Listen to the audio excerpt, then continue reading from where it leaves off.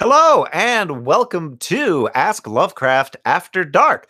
I'm Lehman Kessler, and tonight I have the absolute honor to be joined by Liv Rainey-Smith. Liv, welcome. Thank you for having me. Liv and I discovered each other through the wonderful world of conventions. I want to say we met at, would it have been Necronomicon or CthulhuCon? I think it might have been CthulhuCon, and then, of course, bumped into each other at Necronomicon, but I'm not sure which came first. Because definitely, I definitely remember seeing you at and seeing your fine displays at CthulhuCon, and then later on at the HP Lovecraft Film Festival, where you were very gracious and guarded my backpack while I was doing my live show. Yes. And the bond of watching someone's stuff is something that's stronger than steel. So thank you so much for that, and thank you for coming on the show. If you aren't aware of what Liv does these amazing prints based off of wood carvings. That sort of an accurate description? Mine are actually wood cuts. Oh, okay. I'm not a painter, or at least not a good one. I'm much better with a actual knife and a block of wood than I am with a pencil or a paintbrush. So as long as I can do a simple sketch, I add most of the details while carving. And then I ink and print that wood. Fantastic. I'll agree. I'm putting a link in the chat, and it's also going to be in the show description. But Xylographilia has a whole bunch of Liv's work. So if you want to be kind of looking at that while we're talking, Liv has some work. She is wearing some of her work, which is always useful. But yeah, I've always been struck by Liv's art. It's incredibly different. It's incredibly beautiful. I love the contrasts, and of course, I dig the sort of horror themes that she plays with. So I guess when it comes to this sort of milieu you've quote unquote carved out for yourself, Mhm. did you start sort of practicing in this medium and knowing you were kind of interested in going down this path, and then realize, ooh, I can play in sort of horror worlds using it? Or were you a horror fan first and were like, this is how I want to express the deep darkness within? Well, I've always been weird. I collected bones as a child and wanted to have my own museum and was an avid reader. And I fell in love with a lot of the old woodcut style is used in children's books and stuff. So I fell in love with it early. And I actually went to school to become a jeweler or a metalsmith. And at that time, I started attending the HP Lovecraft Film Festival here in Portland. So I was doing creepy jewelry before I ever started doing printmaking. And when it came time to graduate, I decided I was going to be a woodcut printmaker instead of a jeweler. Being both at the same time would have been, they're not really compatible studio situations. And what was that transition like? Did you sort of, have to blend from time to time, or did you kind of just go straight into the new life? Well, I still had some of the jewelry for sale for a bit because, of course, I wanted to get rid of it. I ended up selling all the silver that I was supposed to make a teapot out of the final, not the final year, it was the third year, I think. That project kind of ruined one of my shoulders, and Oh no. I never finished the teapot. But the nice thing is, with a whole bunch of silver, you can resell it. Fair And enough. as it turns out, I made a profit because it was like $18 an ounce when I bought it, and it was $34 an ounce when I sold it. Oh dang, you were doing some So, speculating. well, not intentionally, but it worked out. That paid for some tools. Um, Fantastic. the strange thing is, though, because I went to school to be working in a three-dimensional art form, I don't have quite the same background as most traditional illustrators. And if you go to art school, if you do art at all, you get some background in drawing and painting, but it's nowhere near the intensive level that someone who studies to be an illustrator would have. So it's been an interesting process of finding my way with that and what I wanted to do with it. At first, I was completely resistant to things like t-shirts. And it took me several years of people asking for them to finally agree to do that. And I think that was a little bit of the fine arts training. You know, when you go to a fine arts school, you're not supposed to be commercial like that. You're not supposed to put your art on a coffee mug or do those things. And Until it's Redbubble comes along, and then that's where everyone goes. right, right. Yeah, no. It was kind of weird though, because I went to the Oregon College of Art and Craft, which unfortunately is just about to close after the semester that's going on right now. Um, there's a bias in the fine art world against craft because the fine art world for so long has been all about the concept, not about the execution. So my education was about the concept, but also about the execution. And so when I got out of school, there was a weird little finding out that there's a certain number of people who wouldn't take me seriously because the school has "and craft" at the end of the name. Oh, really? Yeah. And then I started doing conventions, and then I find out that illustrators hate fine artists. Oh, okay. So then I got that on that end, and So it's been interesting. you couldn't sit at any table. You just had your tray, just looking around. No, I just kind of had to figure it out myself. And how did What you wind up kind of navigating those worlds and essentially creating a path for yourself? persistence, I guess. That, and I've never been good at doing things that I'm not interested in. I really love woodcut. I love exploring it. I love monsters. I love weirdness. I love hanging out with writers. So I just naturally, I think, gravitated a little more towards a genre world rather than a fine art world. Well, and some of the work you do is for writers, right? I mean, you've done Mhm. covers and illustrations. Can you tell us a little bit about some of that work? Well, I've now illustrated two whole books. One hasn't been published yet, and both of those were with a little press called Three Hands Press, and they specialize in esoteric subject matter. So the first one was a bestiary, and that was a rather interesting experience because it's my first time doing anything like that at all. And I had a list of the animals that were going to be in the book, and I had a list of the proportions of the images I was supposed to do. And the idea was I was going to talk to the author to find out what sort of lore he was touching with each animal. And the first one we talk about is the owl. And he says he wants a great horned owl flying through the woods. Half of its face is a skull with the flesh ripping off of it and a naked baby in its talons. And I'm writing all this down going, I don't know how I'm going to fit this in the size of artwork I'm supposed to do.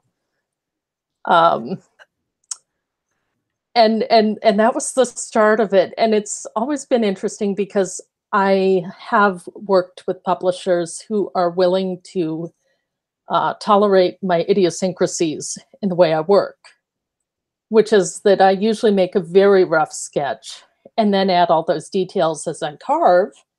And then once the woodblock is carved, you can't just erase it. There's no Control Z. No, no, I can make little corrections, but And how big are these wood blocks? Is there a sort of standard size, or do you kind of have different ones depending on your projects? well, it depends on the project. My what I can do is limited basically by the size of my knives and the way I carve. My smallest knives are 1 millimeter across. That's for a U gouge that cuts out a little valley. So I always think about what scale. And so for the cover of The Sisterhood, which is coming out from Chaosium, should be later this year. This is definitely a lot larger than a paperback book. Uh, and this is one of my larger pieces. I usually work more like this size, which is a 9 by 12 inch piece of wood. And this is going to be the cover of the Outer Dark Symposium at the Greater Weirds program this year. I'm actually kind of rushing to finish this because it needs to be delivered by before March 1st. Oh, okay. Which means I need to finish carving it, get the ink on it, print it, and we know we want color on this one, so I will be coloring the print then afterwards. So now that's okay. So when you're applying the ink to paper, you apply it to the wood first, and then you kind of paint after, or what's the kind of the process for that?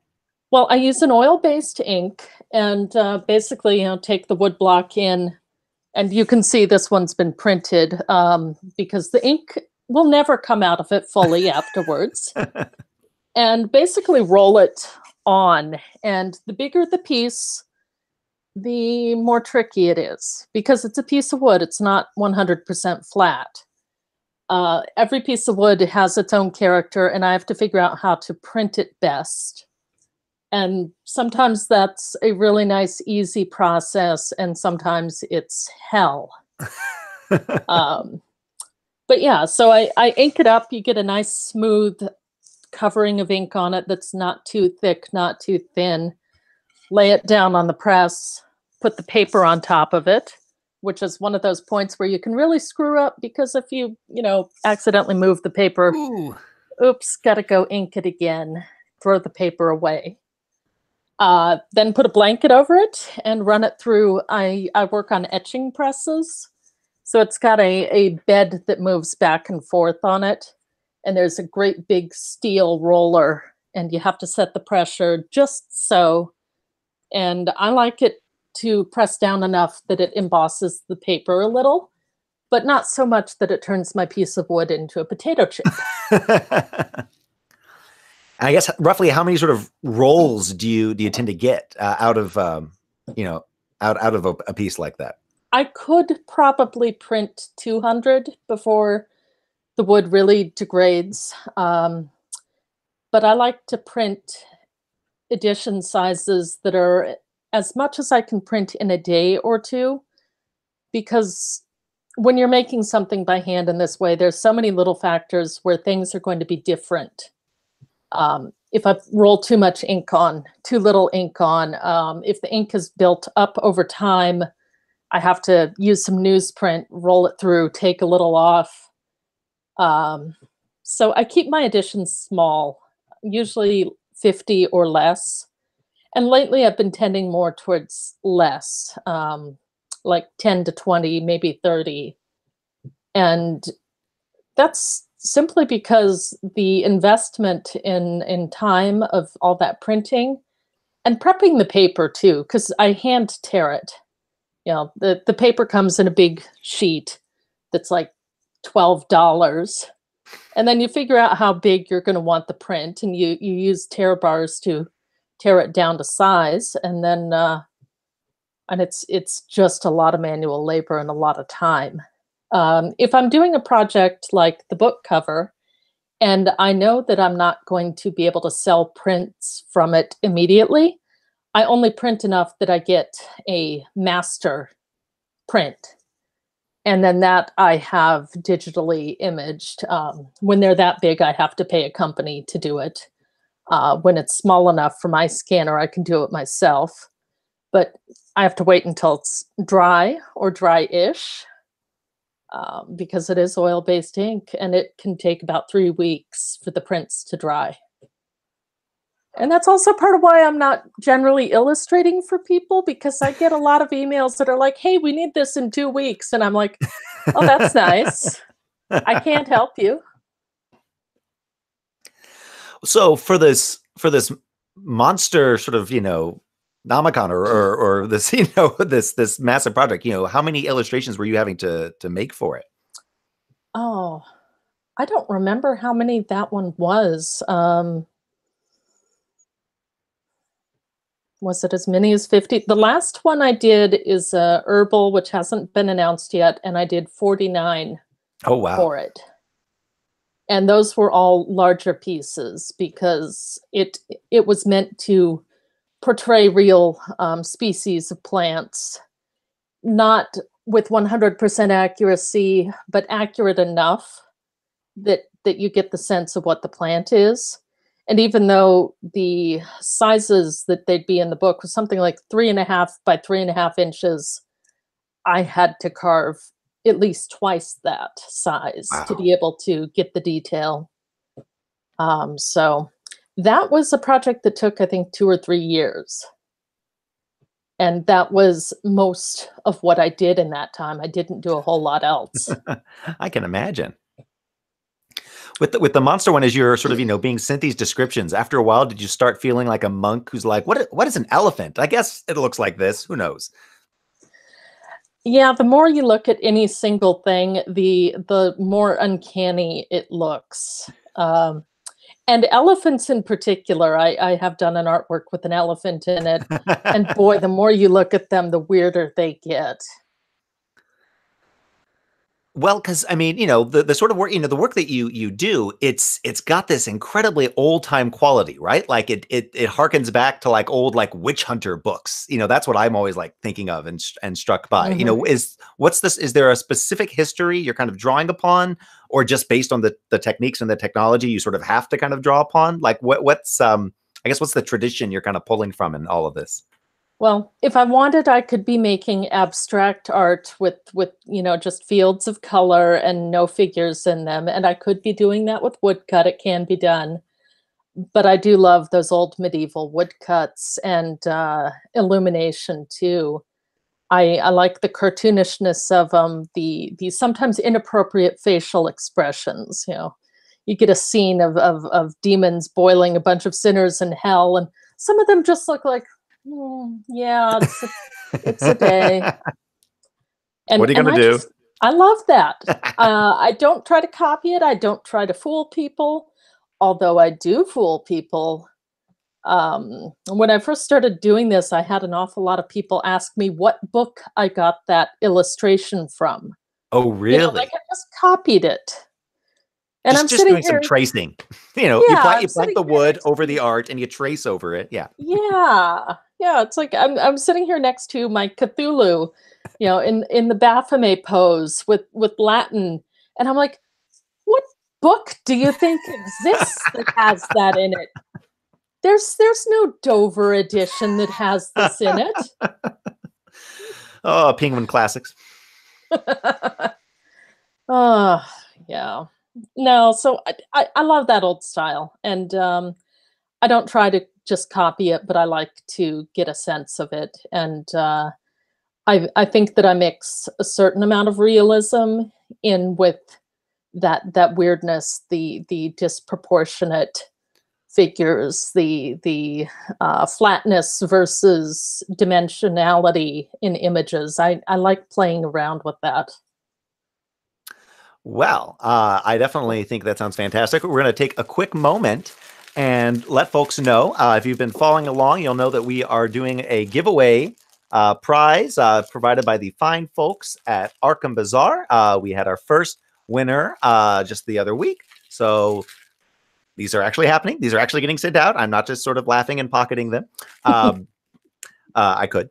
This week, what I want folks to do, send in an email with the to asklovecraft@gmail.com with the subject Liv Rainey-Smith, and tell us what monster you would like to see Liv illustrate, bring to woodcutty life. I think that'd be fun to see what folks do there. Previous winners, I'm afraid you are not eligible. Folks outside the continental United States as well, I apologize. But for everyone else, now's your chance. Get those in to me by Friday night, and I will choose a winner. And I look forward to seeing what monstrous ideas y'all come up with. Oh yes, Now, please do tell me. I want to know as well. it's all going to be chupacabras. I think you might have a few requests for King in Yellow. I have someone who's been hounding me on him Oh, lately. really? Hmm. Have you not branched into Carcosan territories yet? I actually have done a King in Yellow print. The edition sold out this last year at the H.P. Lovecraft Film Festival, and I've done a pin from it as well. And it is something I've been considering, but the inspiration has not hit yet. Now, you showed us the work you're doing for the Outer Dark Symposium. Can you tell us a little bit more about that? We've had Anya Martin on and a few other folks who are going to be engaged with that, but I'm excited to hear how you're participating. Well, I attended last year when it was at the Winchester Mystery House, and Oh, yes. oh yes, that was kind of fun too because they wouldn't let you go into certain areas, and I know I went there as a child, and I can remember a photo of me in one of those areas where they don't Oh, let you go now. So things Liv, have what did you changed, do? I guess. I don't know. I, but it was a lot of fun. It was a whole day of panels and readings and some presentations of art. I was on one of the panels called "The Frame is the Landscape," which was interesting because, you know, I'm the one visual artist with a bunch of primarily writers. So we have very different ways of talking about and thinking about things. And it was just a whole lot of fun in addition to being interesting. And this year it's in Atlanta at Silver Scream FX Studio, which I'm so excited about. I had to watch Mandy just to find out what the Cheddar Goblin was. That's right. And now I'm excited. And I think it's going to be very similar to last year. It'll be a full day of panels, talks, all sorts of different creatives. And it's just kind of nice to go hang out with a bunch of people who are either really, we're all excited about reading things, whether we write them or not. It's a bunch of book lovers for the most part. And I appreciate that. I can't write, but I love books. And so the cover I'm doing, they said, you know, well, you could use something you've done before, but I wanted to do something new for it. So I was just given sort of a general, please, no specifically H.P. Lovecraft, no tentacles, please. And hey, maybe insects? And it's like, okay, I could do that. And basically just whipped up a little scene that I'm tentatively calling the prophecy. But Ooh. I don't know. I kind of hate naming, and I never really name stuff until it's done. Oh, okay, so it's not going to be Christopher Walken with like slick black hair. Not unless he's got wings and 6 legs. Well, And he had wings. Sorry, I'm a huge oh, nerd for the right. 1990s eschatological horror movie Prophecy. So Been a long time since I've seen that one. it is much better than it has any right to be, in my opinion. So yeah, it was just an opportunity to go a little monster crazy since we're going to be Nice. at a place that manufactures monsters. Seemed appropriate. Yes, indeed. And you've also you showed us now Sisterhood. What was your kind of your remit for putting that together? My remit. Well, yeah, did you get sort of specific instructions for kind of what they were Uh, looking for, or was it just kind of based on what you knew of the authors? yeah, James Lauder, he wanted to do a mandorla sort of arrangement. Um, and so that set me off on like a whole year of incorporating the Vesica Pisces form into my art. It's kind of funny. You start spending time doing one specific thing and you want to keep exploring it.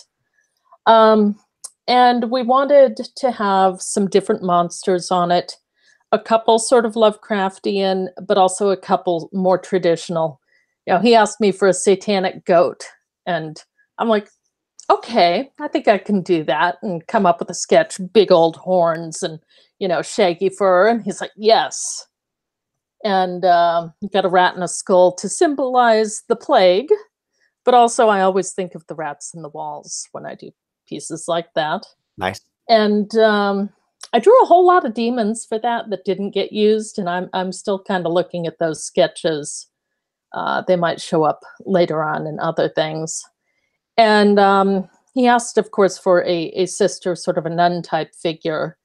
And I wanted to do at least two because it is the sisterhood, not the singular woman, you know. So came up with two figures, one sort of casting a light to hold off the evil, and the other reading from a book, perhaps hopefully to save the day, who knows. And when did you say we can expect to see that coming out? It was originally supposed to be last fall, but it sounds like we're hoping for soon. Oh, great. Um, if there's anything I've learned about publishing, it's that it rarely happens on time. It's out when it's out. Yes. Now, it seems a lot of what you've been talking about has been sort of these sort of big commission projects. Is that generally now kind of, how you work from project to project, or do you also then kind of go through stages where it's like, I really want to do a whole bunch of zodiacs now. I want to do a whole bunch of kind of dreamscapes, sort of where, what directs your kind of your project process? Most of what I did in the last year was self-directed. I spent a good chunk of the year working on a giant woodcut that was 30 inches wide, I think by 42 tall. Wow. And it was entirely based on my carnivorous plant garden and some of the species that tend to hang out around carnivorous plants. It's spiders and praying mantises and frogs tend to like to hang out in bog gardens because, gee, they attract lots of food. And usually they're savvy enough to not get caught by the plants themselves. So that was self-directed, and I'm still working on it because that thing, I didn't get it to where I wanted it to go. It was my first time carving cherry plywood. Oh, okay. Cherry is hard. The Oh, stuff I yeah. use is it's a basswood species, so it's relatively soft. It's not too rough on the body. The downside is that I can dent it with my fingernails or with, a button on clothing if I were to lean into it, which is why I decided to use cherry for the giant block, because I couldn't see me working with a huge piece of wood and not being clumsy. I know me too well. I thought that if I tried that with the softer wood, I'd probably ruin the block before I ever finished it. Well, I guess how many different types of wood did you kind of like cycle through before you kind of figured out the ones that work best? I've pretty much used it's called Sheena plywood, and it's imported from Japan. It's specifically made for woodcut. There's a local company called McLean's that brings it in, and they're where I get most of my tools as well.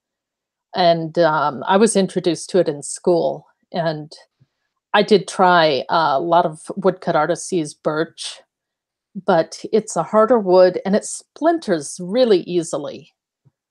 I like the Sheena because you can cut curves, you can do some things with it that you can't do with the harder woods. And switching to cherry was a hell of a challenge.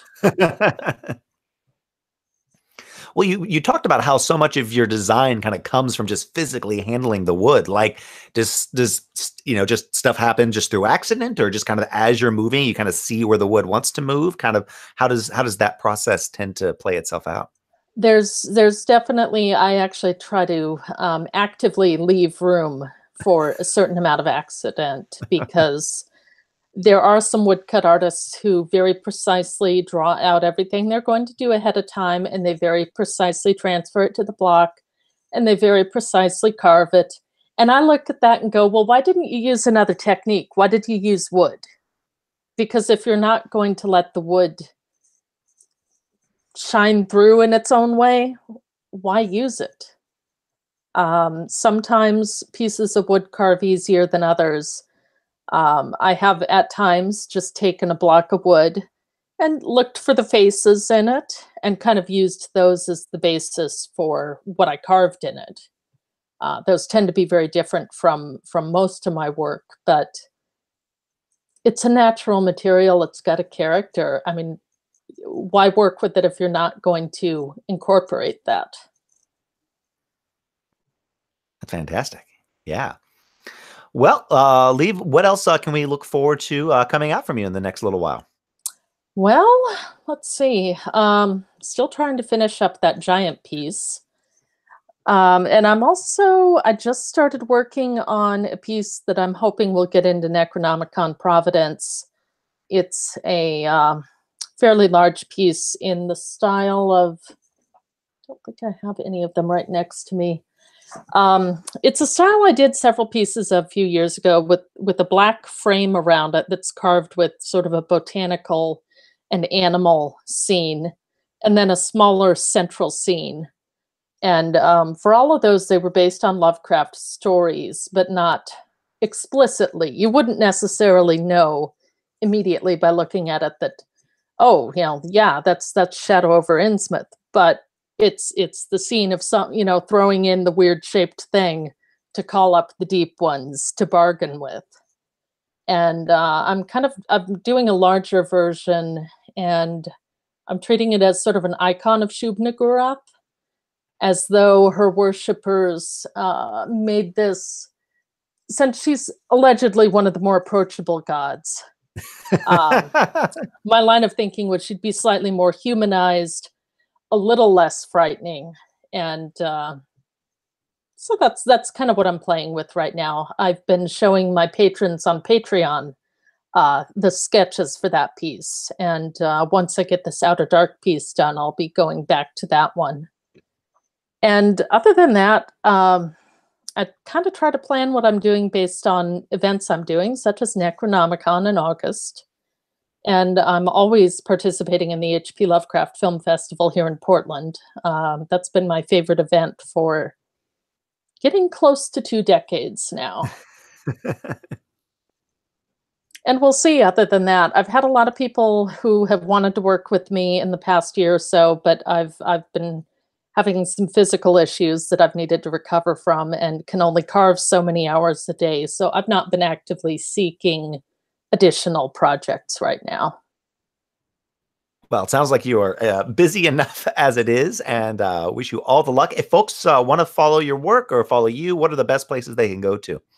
My website, xylographilia.com, is excellent, and I've got links from there. I sell my work via Etsy, so that's always a good place to look at my work because I've got whatever I have currently is up there. I also have a Patreon, which is easy to find under my name, Liv Rainey-Smith.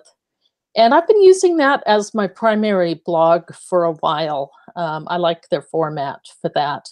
And I also send out physical rewards, so people can actually subscribe to art boxes from me via that platform. Oh yeah, I guess that's a good question. When you're sort of done with these giant things of wood, like it's not just like a sheet of paper you can kind of like put away. Like what do you do with them? Do you just have these all in storage somewhere? I have a studio on the other side of this wall, and I have boxes full of carved wood blocks. At this time, I have never sold any of them or given them away. Uh, they're like the masters. Actually, here in Oregon, we have a fine print art law that states that any fine print sold needs to be accompanied by a certain amount of information.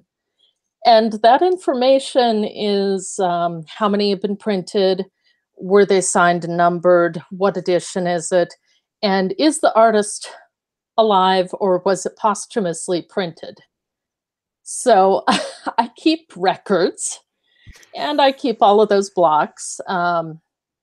They're also sort of a library for me. I can go back and look at them to see what I was doing at a certain period, how I achieved a certain look in a print. And they've actually been very helpful to have around. It's whenever I start feeling bad about something, it's like I can look at this and go, wow, you got so much better.